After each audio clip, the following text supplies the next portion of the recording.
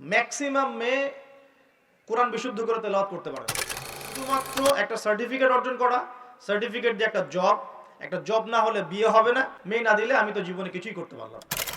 পোশাক বলতে আর কোনো পোশাক নাই, মানে পোশাক মানে ছেলে যা পড়ে মেয়েও তাই পড়ছে। একটা অসুস্থ প্রজন্ম তৈরি হয়েছে। বাবাকে সালাম দিতে এদের লজ্জাবোধ হয়, ঘরে ঢুকে মাকে সালাম দিবে লজ্জা পায়। এই প্রজন্মের হাতে দেশও নিরাপদ না।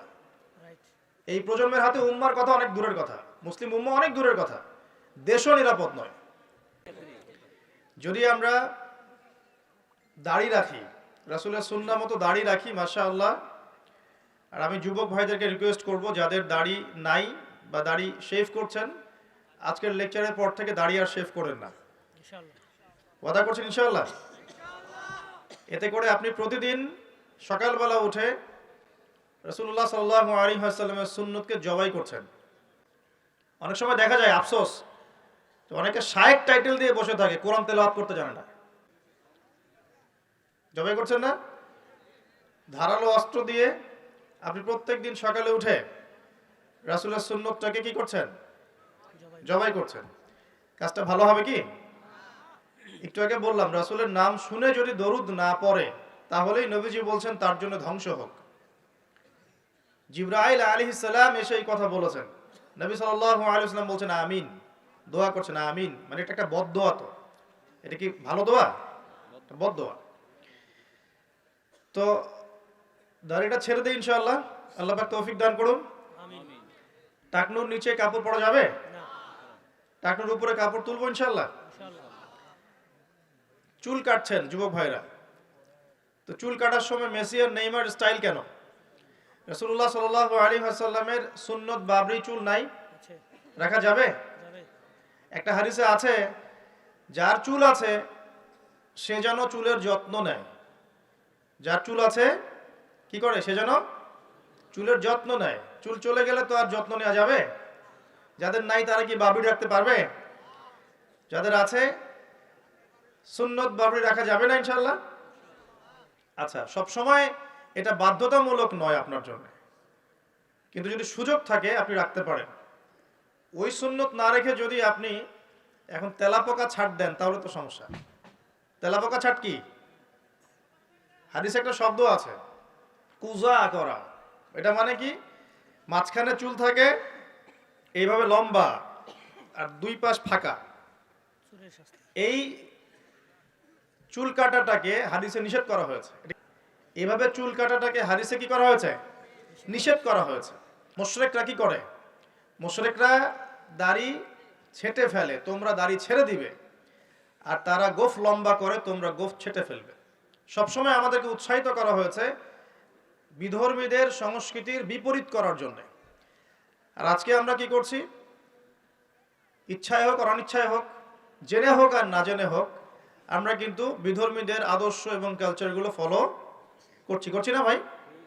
পোশাক আশাক, দেহের গঠন, চলাফেরা, কথাবার্তা, জীবনের লাইফস্টাইল, রুটিন, এগুলো কি মুসলিমদের মতো হচ্ছে না অমুসলিমদের মতো হচ্ছে? কোন মুসলিম যুবক কি ফজরের আজান শুনে নামাজ না পড়ে ঘুমাতে পারে? আবার দুপুর 12টায় ঘুম থেকে উঠতে পারে? দুপুর 2টায় নাস্তা করতে পারে? বিকেল সময়টা গার্লফ্রেন্ডের সাথে ঘুরতে পারে? আর সন্ধ্যাবেলায় বন্ধুদের সাথে আড্ডাবাজি করে, জুয়া খেলে, বারে সময় কাটিয়ে রাত্রে আবার এসে ইন্টারনেট চালাতে চালাতে 3টা 4টা 5টা বাজে, তখন ঘুমিয়ে যায়। এই হচ্ছে এখনকার যুব সমাজের আদর্শ। একটা অসুস্থ প্রজন্ম তৈরি করছি আমরা, অসুস্থ প্রজন্ম। বিগত মনে হয় 40-50 বছর থেকে একটা প্রজন্ম তৈরি হয়েছে বাংলাদেশে, স্পেশালি আমাদের মতো ইয়াং জেনারেশন যারা আছো, একটা অসুস্থ প্রজন্ম তৈরি হয়েছে। বাবাকে সালাম দিতে এদের লজ্জাবোধ হয়, ঘরে ঢুকে মাকে সালাম দিবে লজ্জা পায়। বাসার থেকে বের হওয়ার সময় দোয়া পড়ে বের হবে, মনে থাকে না। চুলটা কাটবে রাসূল সাল্লাল্লাহু আলাইহি ওয়াসাল্লাম মতো না, ওদের আদর্শ নেই। ড্রেস আপ, গেট আপ, পোশাক আশাক হবে ইসলামিক লেবাস, ওদের লজ্জা লাগে, মনে হয় যেগুলো এই যুগে মনে হয় চলে না। যদি ঢিলা ঢালা পোশাক পরি তাহলে আমি পিছিয়ে পড়ব, এটা মনে হয়। তারপরে দেখা যায় পাপকে তারা খুব একটা পাপ মনে করে না। জেনা ওদের কাছে পাপ নয়, ফ্রি মিক্সিং ওদের কাছে কোনো পাপ নয়, ছেলে মেয়ের অবাধ মেলামেশা ওদের কাছে কোনো পাপ মনে হয় না, এটা স্বাভাবিক মনে হয়। গার্লফ্রেন্ড বয়ফ্রেন্ড কালচার ওদের কাছে স্বাভাবিক মনে হয়। মাদকদ্রব্য অলমোস্ট এভরিবডি ওই প্রজন্মের মাদক, সিগারেট, গাঁজা, ইয়াবা, ফেন্সিডিল এগুলোর সাথে সম্পৃক্ত। ম্যাক্সিমামই পর্নোগ্রাফির সাথে সম্পৃক্ত। প্রকাশ্য গোপনে মোবাইলে, ইন্টারনেটে, বাসায়, ল্যাপটপে সবাই পর্ন দেখছে বসে বসে। হ্যাঁ, রাত্রে পর্ন দেখে সকালে নামাজ পড়তে আসে। তারপরে অপসংস্কৃতি, বিভিন্ন কনসার্টে এদেরকে পাবেন আপনি।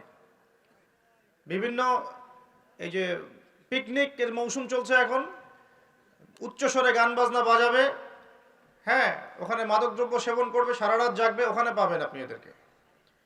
রাত 3টা 4টায় অ্যালার্ম দিয়ে থাকে যে আর্জেন্টিনা আর ব্রাজিলের খেলা আছে, এই জন্যে তাহাজ্জুদ উঠতে পারে না।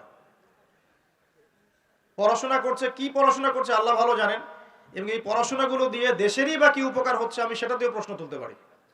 কতজন বিজ্ঞানী তৈরি করেছি আমরা, কতজন আইনস্টাইন তৈরি হয়েছে। উচ্চশিক্ষার জন্য বাইরে যাচ্ছি, ডিগ্রিগুলো অর্জন করে দেশে আসছি, এসে বলছি আল্লাহ বলতে কেউ নাই। একটা অসুস্থ প্রজন্ম তৈরি করছি আমরা।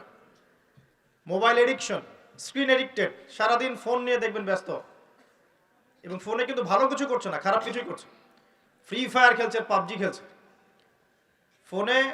ফোনে জুয়াও খেলা হয় এখন। ফোনে এখন জুয়াও খেলা হয়।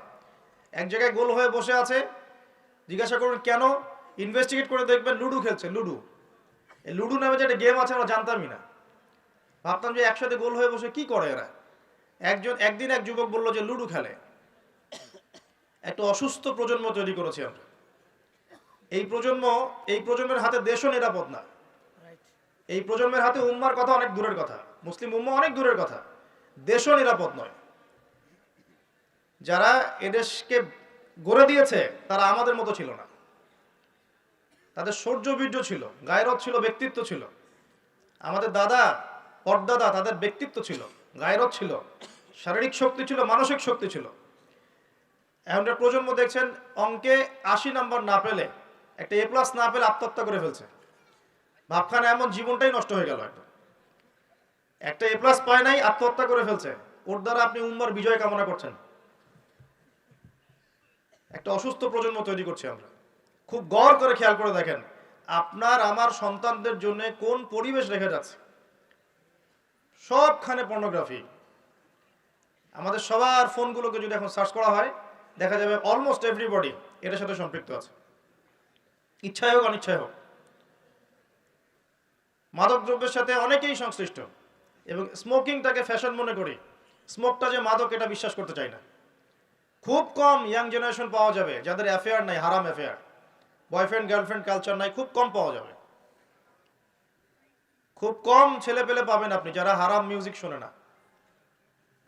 খুব কম ছেলে পেলে পাবেন যারা আপনাকে 10টা সূরা মুখস্থ বলতে পারবে। 10টা সূরা মাত্র, 10টা, চ্যালেঞ্জ করলাম, 10টা সূরা মুখস্থ বলতে পারবে না। খুব কম। আপনি খুব কম ইয়াং জেনারেশন পাবেন যারা 5 ওয়াক্ত নামাজ পড়ে মসজিদে এসে। ইয়াং জেনারেশনে খুব কম ছেলে পেলে পাবেন যারা বিশুদ্ধ করে কোরআন তেলাওয়াত করতে পারে। অনেক সময় দেখা যায় আফসোস, অনেকে শায়েখ টাইটেল দিয়ে বসে থাকে, কোরআন তেলাওয়াত করতে জানে না। বিশ্বাস করছেন না? ওলামায়ে কেরামদের সামনে বসায় দিয়েন। বিশুদ্ধ করে কোরআন তেলাওয়াত করা শিখতে হবে তাকে আরো 1 বছর বক্তব্যে গিয়ে। তারপরে পড়তে হবে আরবি ব্যাকরণ, তারপর আরবি বালাগাত, উসুল, তারপরে আকীদা, হাদিস, ইবারত, ফিকহ, উসুল হাদিস। এই সাবজেক্টগুলো কভার করার পরে ইফতা দিতে হবে, ইফতা, তারপর হবে মুফতি। এত পড়াশোনার এখন প্রয়োজন হয় না, সবাই ইন্টারনেট শায়েখ। এখন বিশুদ্ধ করে কোরআন তেলাওয়াত করতে পারছে না, স্টেজে উঠে বলছে অমুক মুফতিকে ডাকো, তমুক মুফতিকে ডাকো, বাসে বসবো। এই ফিতনাগুলো বন্ধ করতে হবে। কনস্ট্রাকটিভ পড়াশোনা দরকার। আমাদের যুব সমাজের কতজন ছেলে পেলে বিশুদ্ধ করে কোরআন তেলাওয়াত করতে পারে এটা জরিপ করে দেখেন। যারা পারে তাদের পড়াগুলোকে ওস্তাদদের সামনে শোনান, দেখবেন কতগুলো ভুল বের করা যায়। শুধু কোরআন তেলাওয়াতের কথাই বললাম, আর সিলেবাস তো অনেক গভীর। আজকে থেকে 10 বছর আগে মনে করতাম অনেক জানি, এই 10 বছর পরে এসে দেখছি যে আসলে এমন এক সাগরে ডুব দিয়েছে আমি কিছুই জানি না এখন। ইসলাম এত গভীর একটা সমুদ্র, ইসলামের জ্ঞান, যে মনে হচ্ছে আমি 2% জ্ঞান অর্জন করতে পারিনি আজ পর্যন্ত। বিশ্বাস করেন, মন থেকে কথাটা বললাম। যত গভীরে যাবেন আপনি মনে হবে আপনি জাহেল। কি বলবো আপনাদেরকে, আমার তো বলার যোগ্যতাই নাই। আর এমনও ব্যক্তি দেখছি ওয়াজ মাহফিলের মঞ্চগুলোতে এসে কসম আল্লাহর বিশুদ্ধ করে কোরআনের একটা আয়াতও তেলাওয়াত করতে পারে না, শায়েক লাকব দিয়ে বসে আছে, বাহাসের জন্য মানুষকে ডাকছে। কোথায় ধর্ম চলে গেছে বাংলাদেশে! আর সাধারণ মানুষ তো সব বোঝে না। ওলামায়ে কেরাম যারা আছেন তাদের কথা সবার কাছে পৌঁছাচ্ছে না। তো এই ইন্টারনেটটা সবসময় উপকার করে নাই, অনেক সময় অনেক ক্ষতিও করেছে। কিছু কিছু ভালো জিনিস পাচ্ছেন ইউটিউবে, ফেসবুকে, হয়তো এগুলো যথেষ্ট না, কিন্তু এর মধ্য দিয়ে আপনি অনেক খারাপ জিনিসও পেয়েছেন। এমন অনেক ফিতনা ছড়িয়ে গেছে যেগুলো আসলে শক্তভাবে প্রতিহত করা দরকার ছিল। কে করবে প্রতিহত? যাদের কাছে ক্ষমতা আছে তাদের উচিত এগুলো প্রতিহত করা। আল্লাহ তৌফিক দান করুন। দ্বীন ইসলাম হুমকির মুখে পড়ছে। একটা অসুস্থ প্রজন্ম তৈরি করে যাচ্ছি আমরা। আমাদের বাচ্চারা, এই যে মেয়ে বাচ্চাগুলো, সুবহানাল্লাহ, আমরা তো ঢাকার মানুষ, এখন পোশাক বলতে আর কোনো পোশাক নাই। মানে পোশাক মানে ছেলে যা পরে মেয়েও তাই পড়ছে। যে কাপড়গুলো বাসায় পরে থাকে ছেলেরা, ছেলে মানুষরা যেই কাপড়গুলো বাসায় পরে থাকে সেই কাপড় পরে মেয়েরা বাইরে গিয়ে শপিং করছে। বাইরে গিয়ে, বিশ্বাস করছেন না কথা?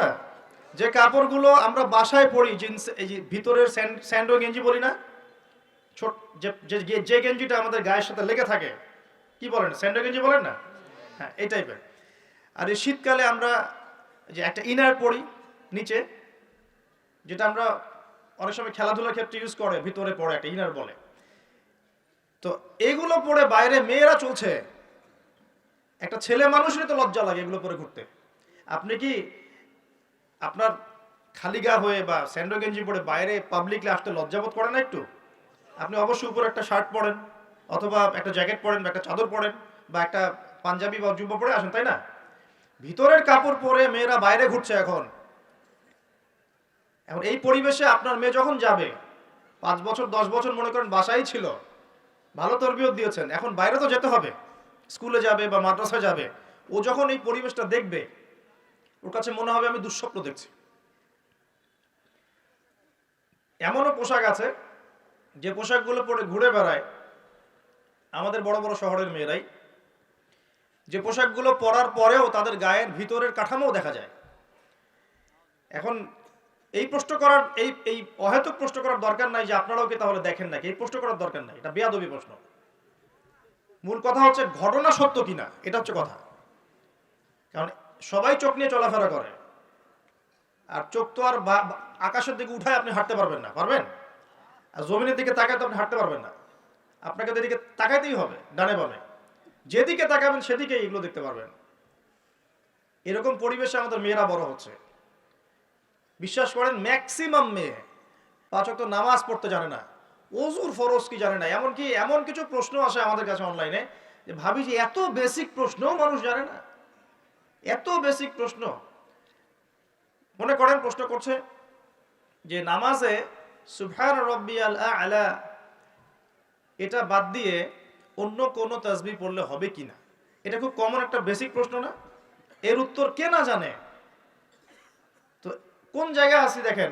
একটা সময় ছিল, আমি হিস্ট্রির অনেক গভীর ছাত্র, আন্দালুসিয়া একটা সময় ছিল, ওই সময় প্রত্যেক ঘরে ঘরে একজন করে হাফেজা মেয়ে পাওয়া যেত। হ্যাঁ, ঘরে ঘরে শুধু হাফেজা না, মুহাদ্দিসা মেয়ে পাওয়া যেত। কোনো কোনো ক্ষেত্রে মেয়েরা ফকিহ হয়েছে। এখন দেখবেন বেসিক ওজুর মাসআলা, গোসলের মাসআলা, হ্যাঁ, ফরজ গোসলের মাসআলা, নামাজের ফরজ ওয়াজিব, হায়েজ নেফাসের মাসআলা, এই বেসিক মাসআলাগুলো আমাদের তরুণ প্রজন্ম জানে না। অথচ এদিকে পড়াশোনা করেছে 20 বছর 25 বছর। কোথায় পড়াশোনা করলেন আর কি শিখলেন? আর এত টাকা পয়সা খরচই বা কেন করলেন এর পিছনে? আমরা তো বলছি না যে জেনারেল শিক্ষায় শিক্ষিত হবেন না, কিন্তু ইসলামিক শিক্ষাকে বিসর্জন দিয়ে কি জেনারেল শিক্ষায় শিক্ষিত হতে হবে? ইসলামিক শিক্ষার কোনো দরকার নাই, দুনিয়ায় সব কিছু। আর জেনারেল শিক্ষায় শিক্ষিত হয়ে আপনি কি সত্যি আপনার শিক্ষা দিয়ে দেশ এবং জাতির খেদমত করছেন, নাকি একটা সার্টিফিকেটের জন্য আপনি দৌড়াচ্ছেন? নিজের মনকে, বিবেককে প্রশ্ন করবেন সততার সাথে, আয়নার সামনে দাঁড়িয়ে। সত্যি কি আপনি আপনার জ্ঞান দিয়ে সমাজের কোনো খেদমত করেছেন কিনা, নাকি আপনি জ্ঞানটা অর্জন করতে চাচ্ছেন শুধুমাত্র একটা সার্টিফিকেট অর্জন করা, সার্টিফিকেট দিয়ে একটা জব না হলে বিয়ে হবে না, বিয়ে না হলে মেয়ে দিবে না, মেয়ে না দিলে আমি তো জীবনে কিছুই করতে পারলাম না। এই তো জীবন চক্রটা তো এমনিই চলছে। তরুণ প্রজন্মকে আমি প্রথমে রিকোয়েস্ট করব যে একটা আয়াত দিয়ে আলোচনা শুরু করেছি। প্রিয় ভাইয়েরা এবং বোনেরা, আল্লাহ পাক বলেছেন ওয়ামা আতাকুমুর রাসূলু ফাখুযুহু। আল্লাহর আদেশ এটা, যখন আল্লাহ পাক কোনো আদেশ করেন সেটা কিন্তু ফরজ হয়ে যায়। আল্লাহর আদেশ কি হয়? আল্লাহ যখন কোনো আদেশ করেন সেটা কি হয়? ফরজ। আল্লাহ পাক বলেন ওয়ামা আতাকুমুর রাসূল ফাখুযুহু। রাসূলুল্লাহ সাল্লাল্লাহু আলাইহি ওয়াসাল্লাম যা তোমাদেরকে দিয়েছেন, যে সুন্নাহগুলো দিয়েছেন সেগুলো গ্রহণ করো। ওয়ামা নাহাকুম আনহু ফান্তাহু। রাসূল যা থেকে নিষেধ করেছেন দূরে থাকো। দুটো জিনিস পাচ্ছেন, যা দিয়েছেন নিতে হবে, যা নিষেধ করেছেন ছাড়তে হবে। শুধু যা দিয়েছেন নিব, যা নিষেধ করেছেন ছাড়বো না, এটাও কিন্তু হলো না। যা দিয়েছেন নিতে হবে, যা ছাড়তে বলেছেন কি করতে হবে? ছাড়তে হবে। আপনাকে দাড়ি ছাড়তে বলেছেন, ছেড়ে দেন। গোফ কেটে ফেলতে বলেছেন, কেটে ফেলেন। দুটোর উপর আমল হয়ে গেল। ঘুমাচ্ছেন আপনি, কেন মিউজিক শুনতে শুনতে আপনি কানের মধ্যে হেডফোন দিয়ে ঘুমিয়ে যাবেন? এটা কি রাসূলের সুন্নাত হলো নাকি? সুন্দর করে ওযু করবেন। এই রাত্রে থেকে আমল শুরু করেন ইনশাআল্লাহ, আজকে থেকে সুন্দর করে ওযু করবেন। যদি পসিবল হয় সূরা মুলক তেলাওয়াত করবেন। কোন সূরা? তাবারাকাল্লাযী বিয়াদিহিল মুলক ওয়া হুয়া আলা কুল্লি শাইইন কাদির। এই সূরাটা রাতে তেলাওয়াত করতে বলেছেন আল্লাহ পাক, খেয়াল করে দেখেন। এবং ফজিলত বলা হয়েছে এই সূরার তেলাওয়াত ইনশাআল্লাহ আপনাকে কবরের আযাব থেকে বাঁচাবে। এটা হাদিস আছে কিন্তু। আর একটা লিংক আপনাকে দেই, একটু মনোযোগ দিবেন। লিংকটা হচ্ছে আল্লাহ পাক কোরআনের আয়াতগুলোকে তুলনা করেছেন আকাশের তারার সাথে। কিসের সাথে? আকাশের তারার সাথে। আকাশের তারা কি করে? শুধু কিন্তু সৌন্দর্য বৃদ্ধি করে না, আকাশের তারাগুলোকে যদি মিলাতে পারেন সঠিকভাবে, আপনি পথ খুঁজে পাবেন। কি পাবেন? পথ বা রাস্তা খুঁজে পাবেন। যদি আপনি কোরআনের আয়াতগুলোকে মিলাতে পারেন, আকাশের তারা মিলালে যেমন পথ খুঁজে পাবেন, ঠিক একইভাবে কোরআনের আয়াতগুলোকে যদি মিলাতে পারেন তাহলে আপনি হেদায়েত খুঁজে পাবেন ইনশাআল্লাহ। তাহলে এখানে একটা মিল আছে না? এখন সূরা মুলক আল্লাহ রাতে তেলাওয়াত করতে বলছেন, আর রাতের বেলায় আপনি আকাশের তারা খুঁজে পাবেন। মিল পাচ্ছেন? আরো একটা মিল বলে দেই। সূরা মুলকের মধ্যে আল্লাহ পাক বলেছেন আকাশের তারা দেখতে।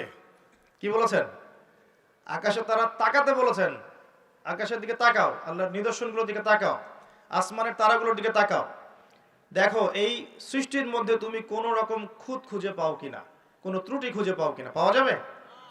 তোমার দৃষ্টি বারবার ব্যর্থ হয়ে ফিরে আসবে, কিন্তু কোনো ত্রুটি তুমি খুঁজে পাবে না। দেখেন আল্লাহ পাক বলছেন কোরআনের আয়াতগুলো পথ দেখাবে, ঠিক যেমন আসমানের তারাগুলো পথ দেখায়। আবার আল্লাহ পাক রাতের বেলায় সূরা মুলক তেলাওয়াত করতে বলছেন, যেই সূরার মধ্যে তারা দেখার কথা আছে। মিল পাচ্ছেন? রাতের বেলা সূরা মুলক তেলাওয়াত করতে শেখেন, অথবা মুখস্থ করে ফেলেন। মুখস্থ করতে পারবেন না ইনশাআল্লাহ? কয়টা আয়াত এখানে? কয়টা আয়াত বলেন তো? 40টা। কয়টা? আস্তাগফিরুল্লাহ। কয়টা আয়াত? 30টা। কয়টা আয়াত? 30টা। নবীজি বলেছেন কোরআনে একটা সূরা আছে 30 আয়াতের। কত আয়াতের? 30 আয়াতের। এই 30 আয়াতের সূরা তার পাঠকের পক্ষে ঝগড়া করবে, আল্লাহ পাকের সাথে কথোপকথন করবে, বলবে যে আল্লাহ আমার পাঠকারীকে তুমি মাফ করে দাও। জোর দিবে, মানে এটা আল্লাহ পাকের ইচ্ছাতেই হবে, এবং আল্লাহ পাক তার কথা শুনবেন এবং তাকে মাফ করে দিবেন ইনশাআল্লাহ। তো এই সূরাটা মুখস্থ করা যাবে না ইনশাআল্লাহ?